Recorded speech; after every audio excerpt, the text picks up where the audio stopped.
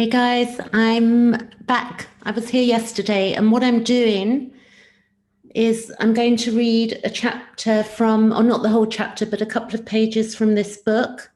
I want to support people out there who have complex PTSD and who have been struggling with that and at a loss to know what to do or handle it. I have that myself in my life, and I am at a point where I'm now helping other people and sharing information.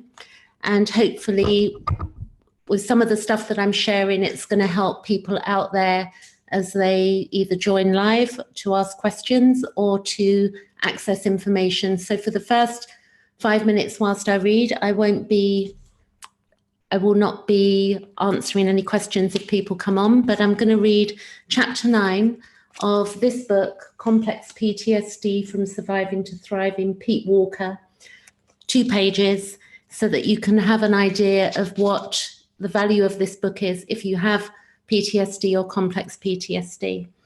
So here goes. So this is Shrinking the Inner Critic.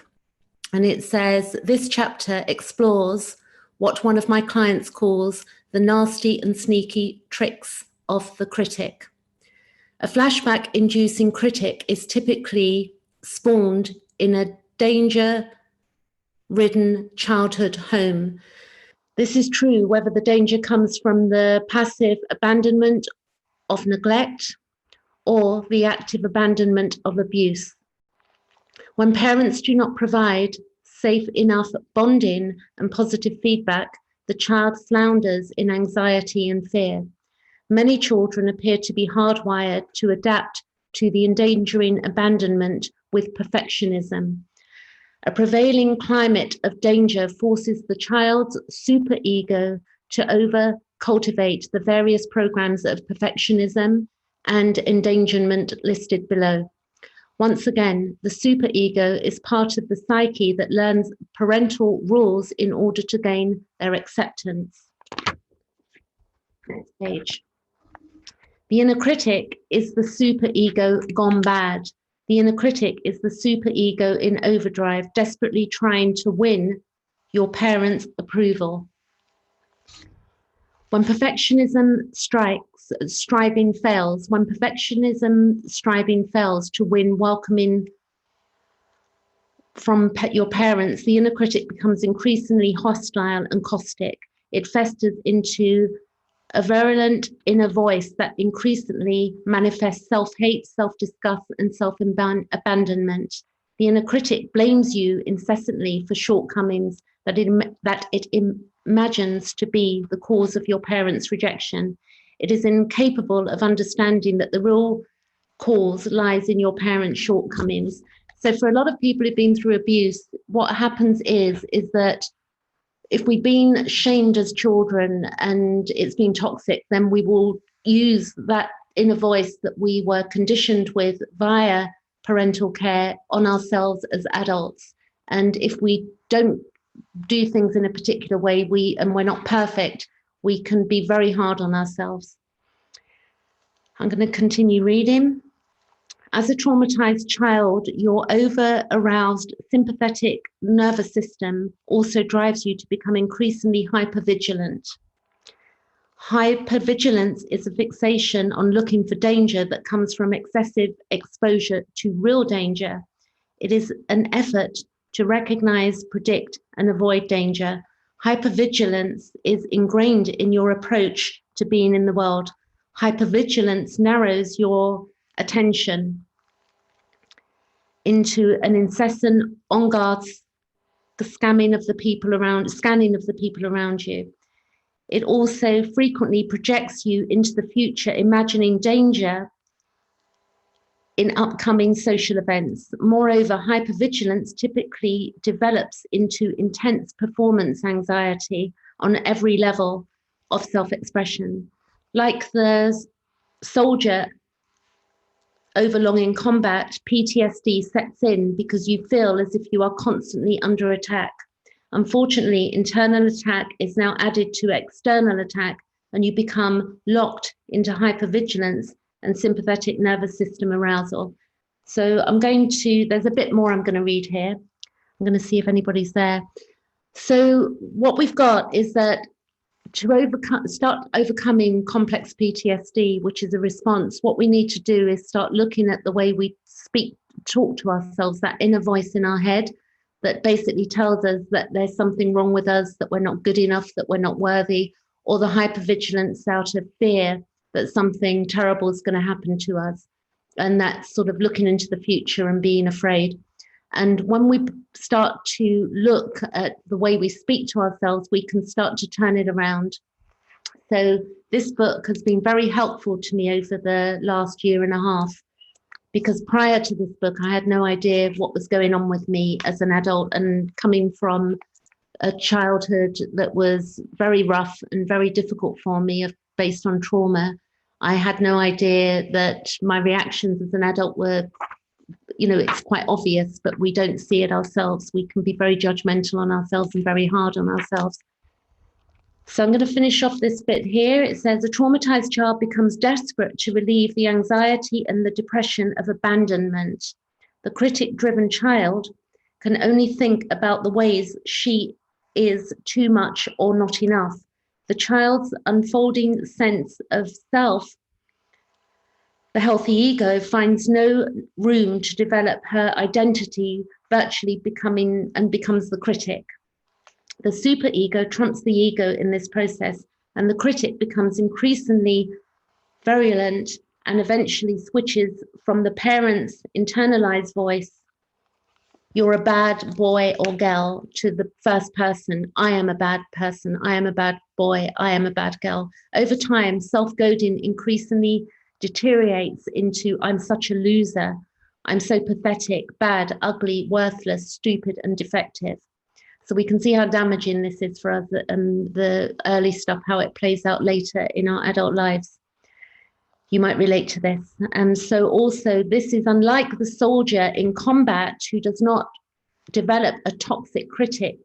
So with the childhood trauma, we develop a toxic critic. And that's what we've got to watch, and we've got to begin to work on and eliminate. I'm going to continue reading. This process whereby the superego becomes carcinogenic is a key juncture where PTSD morphs into CPTSD. The cruel, totalitarian inner critic is a key distinguishing feature of complex PTSD.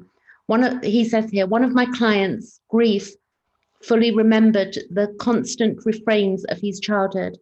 And he says, if only I wasn't so needy and selfish, if only my freckles would fade, if only I could pitch a perfect game, if only I could stop gagging on the canned peas during dinner, if only I could pray all the time to get mum's arthritis cured, then maybe she'd stop picking on me, and then maybe dad would play catch with me. So you can see how, one way we develop that way, it ends up playing out in our adulthood.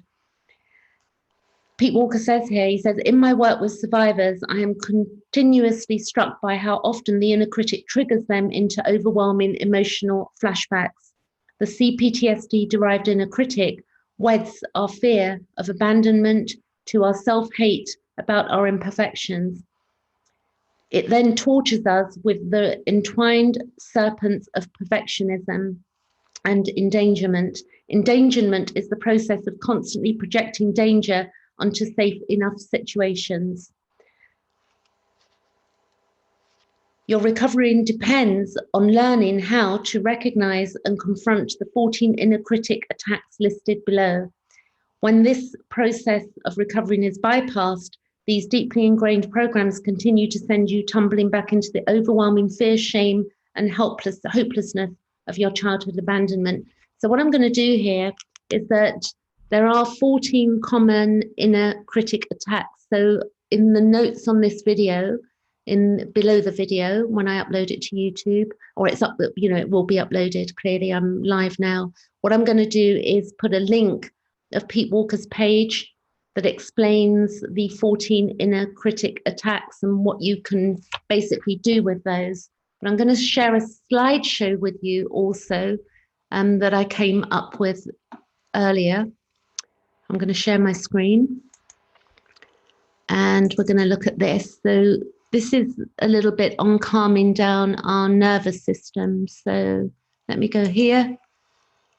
And I'm going to do a bit of reading from here, which may be of use to you as well. So calming down our nervous system, things to think about. So what we can do is that we can, this is just a list that I came up with, and you can add to it or have a think of ways to begin to heal your complex PTSD response.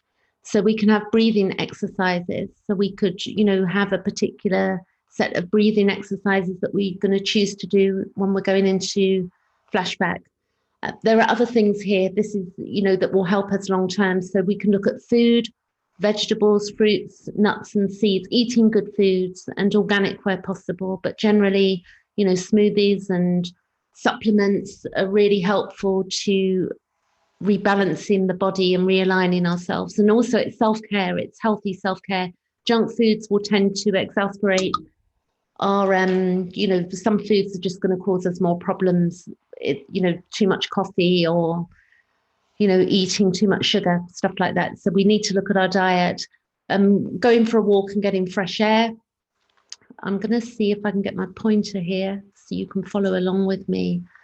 Spotlight.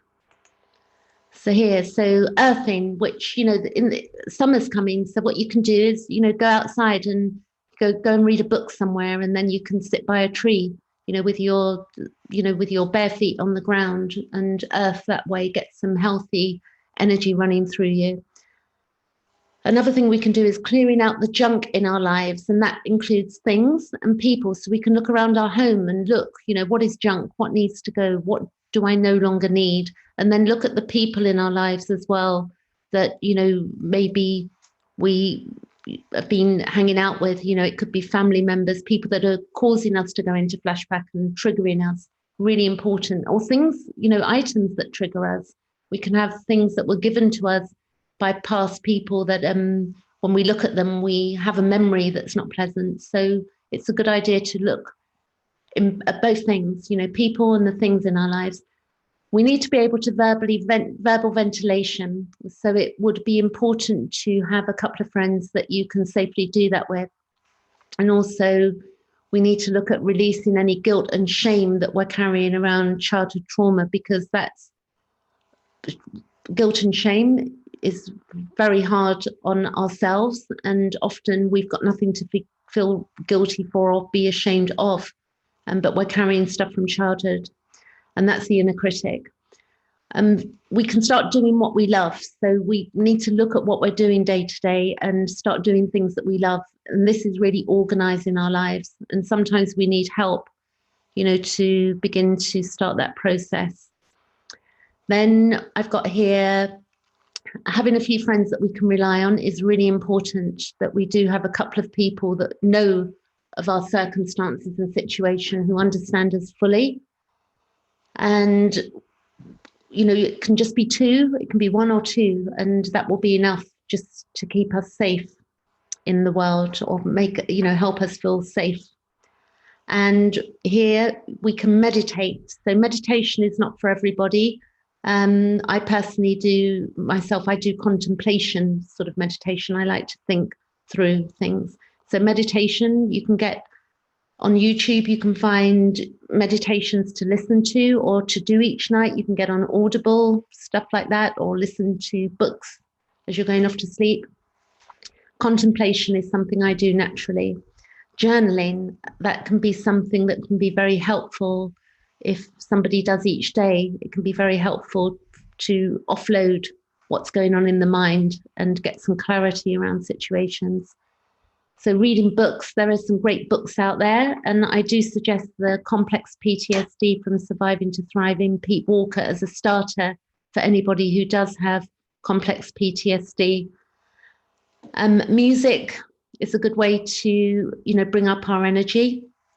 I've been sort of not listening to music for quite a good year actually, but I've enjoyed just, studying and looking at YouTubes and stuff like that. But we're all different. We do what works for us. So learning to ask for help, that's something that a lot of people who've been through abuse don't do.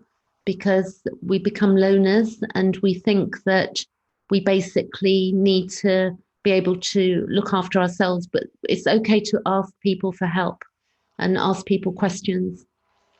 Something else you can do if you're a loner, you could do some volunteering and help people maybe on Facebook groups and stuff like that. You know, you can ask if people need help with admin on groups, or, you know, there's so many things we can do. We can look at our sleep patterns and see what works best for us. So I'm not going to give any rules here because sleep patterns can be all over the place when people have complex PTSD. It can be difficult, but, you know your own pattern and work with yourself what's best for you, but do make sure you're getting enough quality sleep. Sorting out finances is another one that we can look at as human beings. You know, it's a human being thing, but if we resolve sorting out our finances, we can make our life easier for ourselves and take away a lot of stress. And then doing work we love. But for some people, that's a process, you know, to get to that point. Tapping, that's something I do when I have to make phone calls that are difficult for me, or I feel anxious or anxiety. In fact, tapping, which I am certified in, that has helped me to overcome. I'm looking back now on my life, and it's actually helped me to overcome going into panic attacks. It's amazing, but I'm used to go through a lot of panic attacks, and through tapping on my collarbone and bringing myself into being calm, that's what it does. But if you want to know more on that, you can question below the video. There's something called EMDR, which you can look into on Google and check that out. And, oh, you've got a message here. Venting to friends must be much better than ranting on social media. Yes, I agree with you. Sorry, I didn't see your message there. I'm so busy reading my list. Yes, ranting to friends. But I think friends need to know what we're doing so that we don't freak them out. And a couple of good people. But, you know, I definitely have a few people who care, and it's good to people know what we're going through. It's really important. So then we have therapy. I've basically, at the moment, I'm having psychoanalysis, which I'm enjoying. And one of the reasons I'm also committed to that, I've been having that for 6 months, once a week. I've got another year left. It's really been helpful to me. And it means that I'm cleaning up my own stuff, which is very important as I'm out there helping other people. You know, I need to be as aware of my own issues myself, and that's important. So social media groups are useful for, you know, childhood trauma, stuff like that. You can find certain groups. I'm in a few. So if you want to know what those groups are, you can also private message me on my Facebook page, or, you know, ask me what groups I am in, which I find really useful. Having a pet is something that can bring us back to feeling loved and being normal in the world. Sunshine, that depends on where you live. Some people get it all the time and some people don't get enough sunshine, but when the sun is shining, get out in the world and get some, you know, fresh air in us. That can be good for our moods. Working on a worthwhile project. So something I'm doing is that I work on studying astrology, but the other thing I like doing is, or I'm going to be doing, is building a web page, which is a worthwhile project for me, where I can, you know, do various writings and stuff like that. So another one, cleaning up our homes. That's a good one to really look around our lives, because if we've got a clean home, then, and it's organized, we can feel much better about ourselves. It's easy to get lackadaisical and not be so bothered when we're going through a bad time. And also, if you're having difficulty cleaning up your home, ask a friend to help you. You know, there are people that will help. And then once you've got it organized, you can feel good about yourself. Even with your paperwork, you could ask a friend. And if somebody loves you, they're going to help you. So know that much is true. So studying something we love, for me, you know, generally studying something we love, it's something we're drawn to. So think about what you do love, and, you know, you can basically do a group or go to, you know, find out locally where you can study something that you love or become qualified in something that you love. It's never too late, hey? And then the big one is releasing the inner critic. So that's really important. And that's what I was talking about today. So now I'm going to go to the next slide. And I think I did this yesterday. I'm going to flip through it, but I'm going to stick this at the end of the video again. It's after this slide. It's the flashbacks, 13 steps for managing flashbacks. I'll go on here. Begin to look at what causes us stress and begin to eliminate it. So, you know, this is a process, looking at what triggers us. You know, we've got to be honest with ourselves. What triggers us, who triggers us, and begin to eliminate that. And it's possible to half it at least. You know, we need to look at what we're interacting with. Really important. A good question we can ask ourselves. Oh, I have another. What are you saying here? About the sunshine. Jung, okay, I love Carl Jung. Jung grew potatoes, and by synchronicity, I did the same last year. Oh, wow, that's amazing. Did they grow well? Did your potatoes grow well? I've never grown any vegetables, but it's something I'd like to do in the future. I don't know how to pronounce your name, so I do apologize, but I'm sure people will see you in the chat. So that's a wonderful thing. That's something I would like to do to grow, you know, to in my life. And also with the mandalas that he did as well, you know, he did some beautiful work. I'm sure, you know, it balanced out his mind, the mandalas and, you know, growing potatoes. That's a beautiful thing. And then cooking them afterwards, you've grown them. That's even better, hey? So we're going to ask here, what is the problem and what does a solution look like? So if we can begin to ask ourselves these questions, and they're baby steps. We don't have to do everything all at once. You know, we don't have to stress ourselves out bit by bit. And then you can ask yourself, like, when you're stuck in a muddle, like, what do I need to do next? I'm looking at my chat here. So they were planted too late. So I got some, but small ones. 2 dinners. Well, that's better. I hope that it was a good meal that you had there. Reading chat here. It's nice to see you there, and I appreciate you being here and chatting with me. So I'm going to go to my next slide. What I've got here is the 13 steps, which I'm not going to go through, but I'm just going to say Pete Walker in his book, he has 13 steps for managing flashbacks. And I posted in the video yesterday, but you can see there's the first 4, there's 5, 6, 7, and 8, 9, 10. And 11, 12, and 13. I will put those flashbacks below the video. And I'm going to stop share. And stop share. Okay. Okay.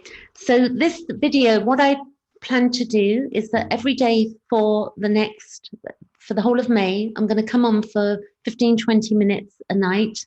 And I'm going to discuss complex PTSD, and hopefully it's useful to somebody out there who picks up on this, and the links below that I will put will also be really useful. So it's part of the work that I'm doing because I've been through trauma and I understand the complexities of complex PTSD, and it's a response to early childhood trauma and how we can begin to heal it and integrate the wounds so that we can have a better life. That's what I'm doing. Okay, one more chat here. Not now flashbacks, but I realized how to deal with reoccurring dreams. Oh, that's interesting. Maybe you could put a note on the chat, or maybe we could chat about that sometime, because I had reoccurring dreams for years, but I managed to figure them out in my dream states. And also I basically had out-of-body experiences from very early on as a child, probably starting about age 3. I remember my earliest. As an adult, when they started coming back to me, they were quite frightening, but now I'm quite good with them. And also I see in my dreams, I see faces at night. I get, you know, sort of eye-to-eye contact. I don't know what that's about, but, you know, it's very interesting that I saw a picture that Carl Jung had that was talking about his, or a picture from the Red Book of Eyes that a friend sent to me, which was really interesting. Yes, out-of-body experiences. It's where you think you're awake, It's like sleep paralysis. You think you're awake and you can see around the room, but you're asleep. So I don't know if I'm awake or asleep, but it's something that I experienced for many, many years. So I am going to leave the video here, but definitely we can talk about them. Oh, did you have sleep? Yes, I've had sleep paralysis over the years. I'm answering you that question there. Oh, you've had it for years too. So I don't know what the cause of that is. It's not widely really known, but it's something that I'm not afraid of anymore. And I feel that when I have them, that I'm connecting in with, you know, different realms, so to speak, or spirit. So for each of us, we're going to have different ideas about what that means.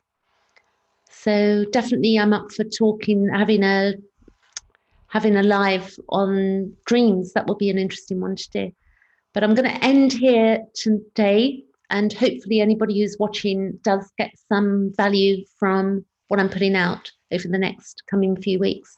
Thanks for being with me tonight as well. I'm in the UK, it's 22:46 here, 22:46 p.m. Wherever you are in the world, if you're watching live, then it's going to be earlier or later. Okay, ending here, but thanks for being with me. Catch you later.